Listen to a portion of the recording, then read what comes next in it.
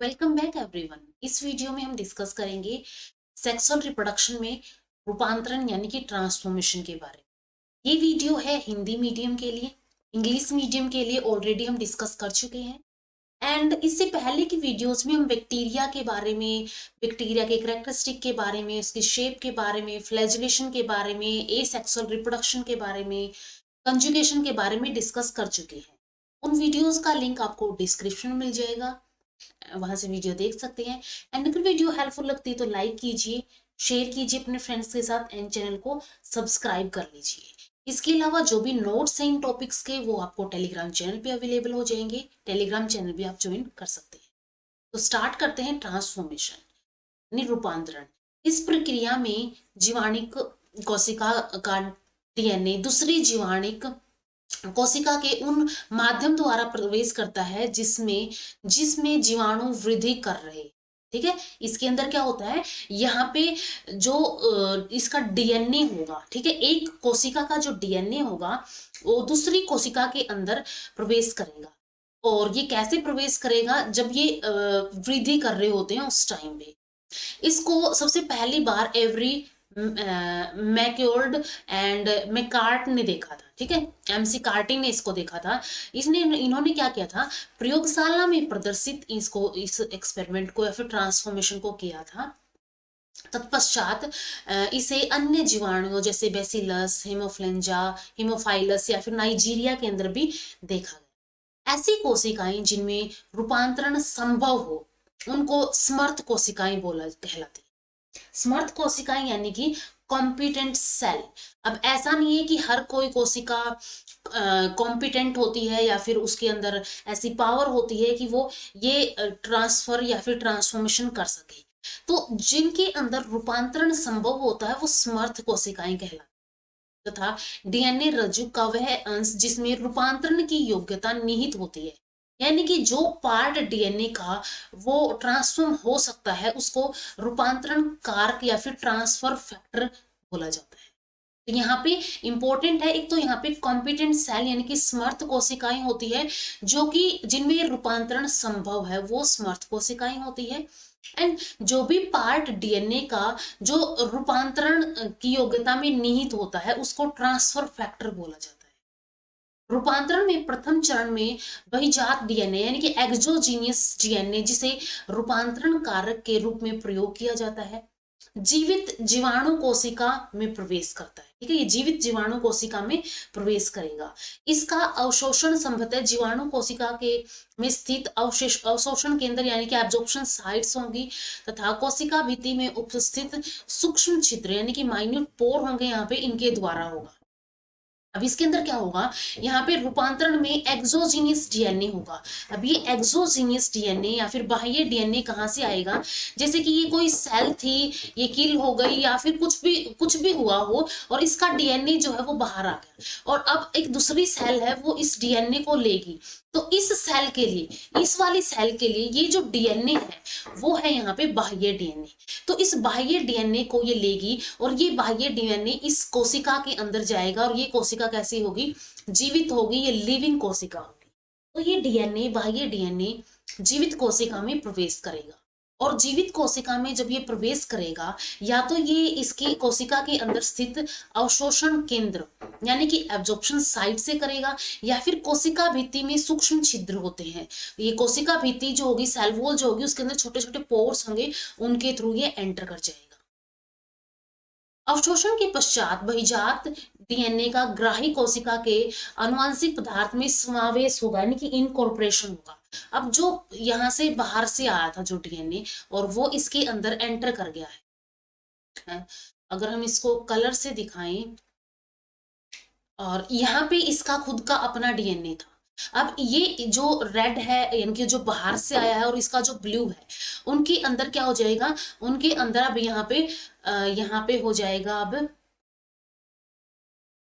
यहाँ पे इनकॉर्पोरेशन हो जाएगा, हम बोल सकते हैं कि इसका समावेश हो जाएगा। ठीक है, ये डीएनए क्या कर लेगा, इसके अंदर समावेश कर लेगा। तो इनकॉर्पोरेशन हो जाता है, जिसके फलस्वरूप एक नई रूपांतरित गुणसूत्र बनता है। अब यहाँ पे ये रेड अलग था, ब्लू अलग था, यानी कि जो बाहर से आया बाह्य डीएनए और जो अंदर पहले था वो डीएनए अलग अलग थे। अब ये कैसे बन गए हैं, ये आपस में समावेश इनकॉर्पोरेशन के बाद एक नए प्रकार का रूपांतरण गुणसूत्र बन जाता है। रूपांतरण कोशिका इस प्रवस्था में द्विगुणित होती है। इसके विभाजन में रूपांतरण संतति कोशिका यानी कि ट्रांसफॉर्म्ड डॉटर सेल की उत्पत्ति होती है। अभी सेल डिवाइड करेगी तो यहाँ पे ये क्या कर देगी, दो सेल बना देगी, दो संतति कोशिका या फिर डॉटर सेल ये फॉर्म कर देगी। ये कोशिकाएं अगुणित होती है। अगुणित का मीनिंग है ये भी एन होगी, ये भी एन होगी। जीवाणु कोशिकाएं रूपांतरण की प्रक्रिया केवल कुछ विशेष परिस्थितियों में ही प्रदर्शित करती है, यानी कि हमेशा नहीं करती, सिर्फ कुछ विशेष कंडीशंस होंगी, उनके अंदर ही देखने को मिलेगी। कोशिका यह विशेष अवस्था सामर्थ्य अवस्था यानी कि स्टेट ऑफ कॉम्पिटेंस कहलाती है। ठीक है, कोशिका की यह जो अवस्था है इसको सामर्थ्य अवस्था या फिर इसको स्टेट ऑफ कॉम्पिटेंस बोला जाता है, यानी कि इसके अंदर कैपेबिलिटी है। परंतु उच्च तापमान, पराबैंगनी विकिरण यानी कि अल्ट्रावायलेट रेडिएशंस, रासायनिक उत्प्रेरक केमिकल म्यूटेशन आदि की उपस्थिति में कोशिका की रूपांतरण क्षमता लुप्त हो जाती है, यानी कि ट्रांसफॉर्मिंग एबिलिटी इसकी खत्म हो जाती है, या फिर हम इसको बोल सकते हैं अब ये सेल कॉम्पिटेंट नहीं रहती है। इसके विपरीत संवर्धन माध्यम यानी कल्चर मीडियम में एक कार्बनिक फोस्फेट की मात्रा बढ़ाने से रूपांतरण की आवृत्ति बढ़ जाती है, यानी कि इसकी जो फ्रीक्वेंसी है ट्रांसफॉर्मेशन करने की, रूपांतरण करने की, वो बढ़ जाएगी। कैसे बढ़ जाएगी, अगर इसको एक कार्बनिक फोस्फेट ज्यादा देते हैं, एक कार्बनिक फोस्फेट की अगर मात्रा बढ़ा दी जाए उस टाइम पे ये बढ़ जाएगी। तो ये होता है, सबसे पहले क्या था यहाँ पे, बाह्य डीएनए अवशोषित किया जाएगा। अवशोषण के बाद ये जो डीएनए है उसका समावेश होगा, यानी कि इनकॉर्पोरेशन होगा, जिसके फलस्वरूप एक रूपांतरित एक नया प्रकार का रूपांतरण गुणसूत्र बन जाएगा। और इसके पश्चात क्या होगा, यहाँ पे ये द्विगुणित होता है, यानी कि डिप्लॉयड होगा, और इसके अंदर विभाजन होगा। विभाजन के बाद ये संतति कोशिका यानी कि डॉटर सेल बना लेंगी, जो कि कैसी होंगी, अगुणित होगी, यानी कि वो हैप्लॉइड होंगी। एंड ये यहाँ पे एक होती है स्टेट ऑफ कॉम्पिटेंस को, यानी कि विशेष अवस्था जिसको सामर्थ्य अवस्था बोलते हैं, उसी के अंदर ही क्या कर सकती है, ये ट्रांसफॉर्मेशन शो कर सकती है। और अगर उच्च तापमान, पराबैंगनी विकिरण या फिर विकिरण हो गई, या फिर रासायनिक उत्प्रेरक हो गए, यानी केमिकल म्यूटेशन हो गए, उस कंडीशन के अंदर इसकी रूपांतरण की जो क्षमता है वो खत्म हो जाती है। और अगर इसको एक कार्बनिक फोस्फेट या फिर ऑर्गेनिक फोस्फेट दिया जाता है, उसकी मात्रा बढ़ा दी जाती है, तो इसकी फ्रीक्वेंसी बढ़ जाती है, रूपांतरण की फ्रीक्वेंसी बढ़ जाएगी। इस प्रकार ग्राही कोशिका के माध्यम में एल्ब्यूमिन, ठीक है, एल्ब्यूमिन की मात्रा बढ़ाने से रूपांतरण कोशिका की संख्या बढ़ जाती है। अब एक ग्राही कोशिका के माध्यम से अगर यहाँ पे एल्ब्यूमिन की, ठीक है, एल्ब्यूमिन की मात्रा बढ़ा दी जाए तो उस कंडीशन में रूपांतरित कोशिकाएं की संख्या बढ़ जाएगी। ठीक है, वो ज्यादा से ज्यादा डिवाइड करेंगी।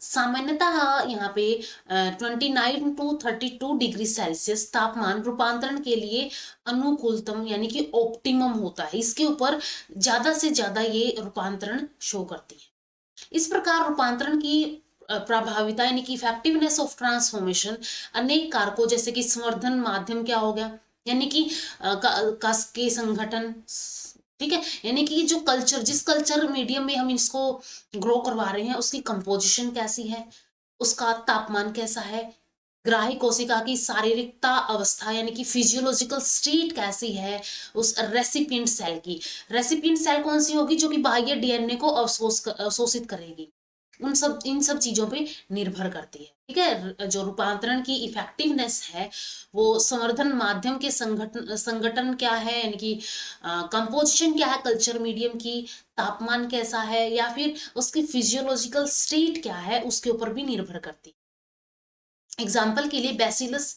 हीमोफाइलस नाइजीरिया, ठीक है, ये क्या है, ये सारे इसके एग्जाम्पल है, रूपांतरण के प्रमुख उदाहरण होते हैं, इनके अंदर रूपांतरण देखने को मिलता है। अगर रूपांतरण के डायग्राम की हम बात करें, ठीक है, यहाँ पे अगर सबसे फर्स्ट यहाँ पे देखें एक सीक्वेंस है यहाँ पे इस सेल के, ABCDEFG, ये सीक्वेंस है। ई यहाँ पे स्मॉल में है, ठीक है, ये सीक्वेंस है। इसके बाद यहाँ पे फ्री डीएनए हो गया, ठीक है, फ्री डीएनए हो गया। अभी फ्री डीएनए क्या करेगा, इसके अंदर निकल रहा, इसके अंदर चला गया बाहर, इनकोर, या फिर हम बोल सकते हैं इसके अंदर एंटर कर गया है। एंटर करने के बाद यहाँ पे ये आ गया है, और इसके बाद ये इनकॉर्पोरेट हो गया है। इसके अंदर क्या हो जाएगा, ये इनकॉर्पोरेट हो जाएगा। लाइक पहले जो है ये ABCDEFG ये था, और ठीक है, और अब क्या हुआ, ये तो है जो कि बाहर से आया है, ये सीक्वेंस बाहर से आया है।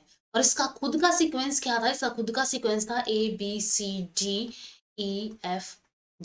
ठीक है, ये इसका खुद का सीक्वेंस था। तो इस प्रकार ये क्या बन गई, दो स्ट्रैंड बन गए यहाँ पे, या फिर हम इसको द्विगुणित बोल सकते हैं। द्विगुणित के अंदर विभाजन होगा तो ये दोबारा से क्या हो जाएंगे, अलग अलग के अंदर बट जाएंगे। तो इस वे में यहाँ पे क्या होता है, इस वे में ट्रांसफॉर्मेशन होता है या फिर रूपांतरण होता है जीवाणु के अंदर, ठीक है। तो यहाँ पे क्या होगा, सबसे पहले एक सीक्वेंस था, ये डीएनए फ्री हुआ, फ्री होने के बाद ये बाह्य डीएनए इस ग्राही कोशिका के अंदर आएगा, ठीक है। ग्राही कोशिका के अंदर आने के बाद ये इसके अंदर समावेश करेगा, समावेश करेगा यानी कि इनकॉर्पोरेशन करेगा, और ये द्विगुणित बन जाएगा। दोबारा से डिवीजन के बाद ये कैसे बन जाएंगे, एन नंबर बन जाएंगे। तो इस वे में ट्रांसफॉर्मेशन होता है। रूपांतरण तथा संयुग्मन के दो मुख्य अंतर है, ठीक है। रूपांतरण हम डिस्कस कर चुके हैं, संयुग्मन हम डिस्कस कर चुके हैं, ये अभी डिस्कस किया हमने, ये लास्ट वीडियो के अंदर डिस्कस कर चुके हैं। तो इनके अंदर जो रूपांतरण में आनुवंशिक पदार्थ का विनिमय होता है, यानी कि ट्रांसफर या फिर एक्सचेंज होता है, एक ही जाति के जीवाणुओं के बीच में होता है, ठीक है, एक ही जाति के जीवाणुओं के बीच में होगा। जबकि संयुग्मन में विभिन्न वंशों के जीवाणु, यानी कि जैसे कि अलग अलग जीवाणु होंगे, वो जैसे कि इसिर्सिया तथा साइजिनिला हो गया, साल्मोनेला सीरिटिया हो गया, इस सर्किया साल्मोनेला हो गया, ठीक है, ये अलग अलग के बीच में होता है, अलग अलग के बीच में हो सकता है। तो यहाँ पे मेन डिफरेंस हो गया, रूपांतरण के अंदर एक ही जाति के अंदर होता है, और जबकि संयुग्मन के अंदर क्या हो सकता है, यहाँ पे विभिन्न वंशों के बीच में क्या हो सकता है, यहाँ पे अलग अलग वंश के जो जीवाणु होंगे, बैक्टीरिया होंगे, उनके बीच में भी ये कंजुगेशन हो सकता है। संयुग्मन में प्राप्त आनुवंशिक पदार्थ अस्थायी होते हैं, टेम्परेरी होते हैं, जबकि रूपांतरित कोशिका में समायोजित आनुवंशिक लक्षण स्थायी होते हैं। क्योंकि ये समायोजित इनकॉर्पोरेट हो जाते हैं, तो ये कैसे होते हैं, स्थायी होते हैं, ये परमानेंट होते हैं, और ये कैसे थे, टेम्परेरी होते हैं। तो ये मुख्य अंतर है, प्रमुख अंतर है रूपांतरण और संयुग्मन के बीच में। तो इस वीडियो में हमने डिस्कस कर लिया है रूपांतरण या फिर ट्रांसफॉर्मेशन कैसे होता है। नेक्स्ट वीडियो में हम डिस्कस करेंगे ट्रांसडक्शन कैसे होता है। तो इस वीडियो में इतना ही। अगर वीडियो हेल्पफुल लगी हो तो लाइक कीजिए, शेयर कीजिए अपने फ्रेंड्स के साथ, एंड चैनल को सब्सक्राइब कर लीजिए। Thank you so much.